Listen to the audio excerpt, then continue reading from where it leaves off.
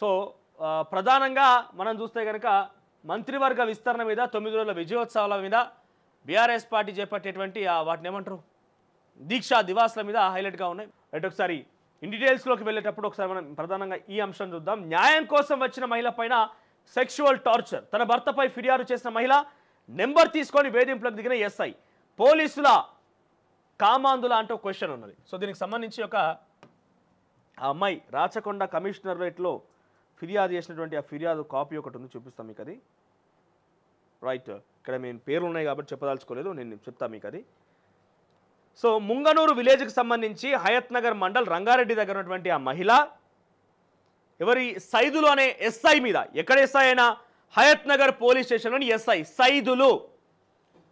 మీరు డెఫినెట్గా నాకు తెలుసు, కొంతమంది తొలివేలు మీరు ఎప్పటికప్పుడు చూస్తున్నా కానీ మీరు చూడకపోయినా కూడా ఆ సైదులను ఎస్ఐకి పంపిరు. ఇది మనిషికి కడుపు అన్నం తింటున్నావు, గడ్డి తింటున్నావు నువ్వు.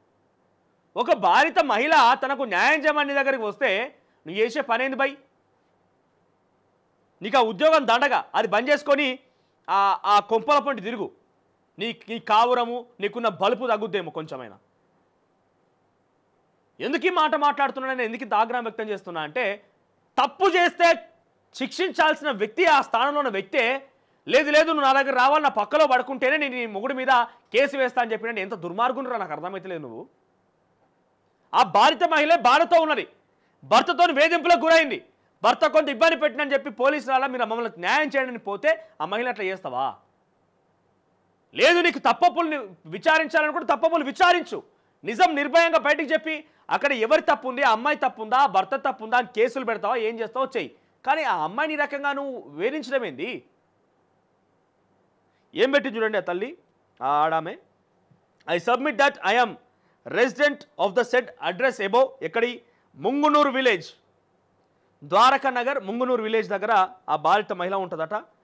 సో నేను కంప్లైంట్ ఫైల్ చేసిన 16/10/2024 అక్టోబర్లో కంప్లైంట్ ఫైల్ చేసినట్టు. ఏమని, తన భర్త 3 తులాల బంగారాన్ని ఒక కార్ని ఎత్తుకపోయిండు in the name of mother Padma without informing us and while leaving the place he had also taken 2 లక్షల రూపాయలు ఎత్తుకపోయిండట. 2 లక్షల రూపాయలు, 3 తులాల బంగారం, ఒక కార్ ఎత్తుకపోయిండట తన నుంచి వెళ్ళేటప్పుడు. సో ఇవన్నీ అల్మార్లో ఉండేనంట. సో దీని గురించి ఆ సైదుల దగ్గరికి పోయి కంప్లైంట్ చేసేటప్పుడు వెళ్ళినప్పుడు ఆయన ఏం చెప్పినట్ట అంటే, మొత్తం instructor me to mention only అని ఏం చేసినట్టు 65,000 మాత్రమే తీసుకపోయిందని మెన్షన్ చేయమని చెప్పిండట. సో ఆయన ఇన్స్ట్రక్షన్ మీదకి కంప్లైంట్లో కూడా 65,000 రాసిందట. In order to recover the amount who got my mobile number, నా నెంబర్ తీసుకుండా ఆయన ఆ టైంలో నా గురించి ఇన్ఫర్మేషన్ అప్డేట్ చేయడానికి, కేసు గురించి చెప్పడానికి అప్పటి నుంచిగా స్టార్ట్ చేసిండు.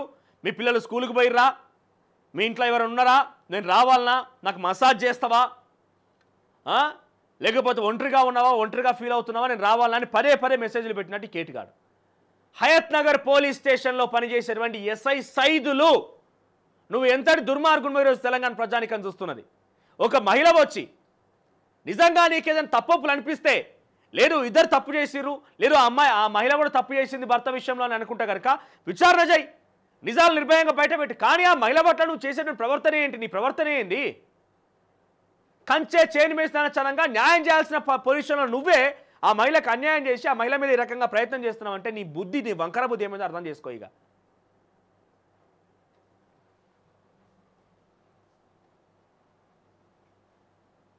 ఇదిగో, బాధితులకు అండగా నిలిచి చట్టాలను పటిష్టంగా అమలు చేయాల్సిన పోలీసులే తప్పుడు దారిలో వెళ్తున్నారు. ఇక మహిళలు తారసపడితే చాలు, తమ కోరిక తీరిస్తే కేసులు పరిష్కరిస్తామంటూ వేధిస్తున్న ఘటనలు ఇటీవల ఎక్కువయ్యాయి. ఇలాంటి సంఘటనే హయత్ నగర్ పోలీస్ స్టేషన్ పరిధిలో చోటు చేసుకుంది. భర్త వేధింపులు భరించలేక ఫిర్యాదు చేసేందుకు పోలీసుల దగ్గరికి వెళ్తే ఓ ఎస్ఐ దుర్మార్గంగా ప్రవర్తించాడు. భర్తతో ఉన్న విభేదాలు పరిష్కరించాలంటే తన కోరిక తీర్చాలని బలవంత పెట్టాడు. ఎవరు లేనప్పుడు చెబితే ఇంటికి వస్తానంటూ నిత్యం వాట్సాప్లో కాల్ చేసి ఆమెకు వేధింపులకు గురిచేశాడు. ఈ ఘటన వివరాల్లోకి వెళ్తే హైదరాబాద్ హయత్ నగర్కు చెందిన ఓ మహిళ భర్త వేధింపులకు తట్టుకోలేక స్థానిక పోలీస్ స్టేషన్లో ఫిర్యాదు చేసింది. 40 రోజుల కిందట వెళ్ళింది. తన గోడు మొత్తం ఎస్ఐ ఎదుట వెళ్ళబుచ్చుకుంది. భర్త వేధింపుల గురించి పూసగుచ్చినట్టుగా ఆయనకు వివరించింది. భర్తపై ఫిర్యాదు చేసి న్యాయం చేయాలని కోరింది. అయితే ఫిర్యాదు నేపంతో మహిళ ఫోన్ నెంబర్ను ఎస్ఐ తీసుకున్నాడు. ఆమెకు తరచుగా ఫోన్లు చేస్తూ మాటల్లో కలిపే ప్రయత్నం చేశాడు. మెల్లిగా తన వక్రబుద్ధిని మహిళ ఎదుట బయట పెట్టాడు ఆ ఎస్ఐ. కేసును తాను పరిష్కరిస్తానని, కాకపోతే కోరిక తీర్చాలంటూ పట్టుబట్టాడు. ఇంటికి వస్తానని ఇంట్లో ఎవరు లేని సమయంలో చూసి చెప్పాలంటూ మహిళను వేధించడం మొదలుపెట్టాడు. తరచూ ఆమెకు వాట్సాప్ కాల్స్ చేస్తూ ఇబ్బందులు గురిచేశాడు. ఆమె భర్తపై కేసు నమోదు చేయాలంటే కోరిక తీర్చాల్సిందే అంటూ పదే పదే ఆమెను హింసించాడు. ఘటనపై విసుగు చెందిన సదరు మహిళ రాచకొండ సుధీర్ బాబును ఆశ్రయించింది. ఎస్ఐ వేధింపులపై ఫిర్యాదు చేసింది. గత 40 రోజులుగా కోరిక తీర్చాలంటూ ఇబ్బందులు గురి చేస్తున్నట్టు సిపికి ఆమె ఫిర్యాదు చేసింది. దీంతో ఆ మహిళను ఎస్ఐ పోలీస్ స్టేషన్ పిలిపించి బెదిరింపులకు దిగాడు. విషయం బయటకు వచ్చేపోదంటూ ఆమెను భయాందోళనకు గురి చేశాడు. అయితే ఎస్ఐ పై ఉన్నతాధికారి చర్యలు తీసుకోవాలని తనను ఆ ఎస్ఐ నుంచి కాపాడాలని మహిళ వేడుకుంటోంది. పోలీసు ఉన్నతాధికారిగా ఉన్న వ్యక్తి కూడా కంప్లైంట్ చేస్తే పోలీసు ఉన్నతాధికారులు ఇంతవరకు దాని గురించి రెస్పాండ్ కాలేదట. మరి చూద్దాం ఏమైనా రెస్పాండ్ అవుతారా కాదా అనేది. ఆ ఎస్ఐ మీద సస్పెండ్ చేస్తారా, డిస్మిస్ చేస్తారా, లేకుంటే క్షమాపణ చిన్న విషయం అది.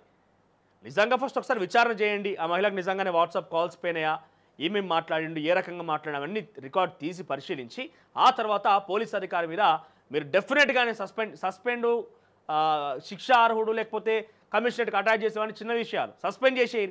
అసలు ఉన్నా ప్రాబ్లమే, అట్లాంటి ఉన్నా కూడా ప్రాబ్లమే. తోటి మహిళా ఉద్యోగులకు కూడా ప్రాబ్లమే. పోలీస్ అధికారులు కానిస్టేబుల్ లేడీ కానిస్టేబుల్ కానీ లేడీ అధికారులు కూడా ప్రాబ్లమే అయినా కూడా. అసలైన తొలి వెలుగు. ఫాలో వాట్సాప్ @తొలి వెలుగు official.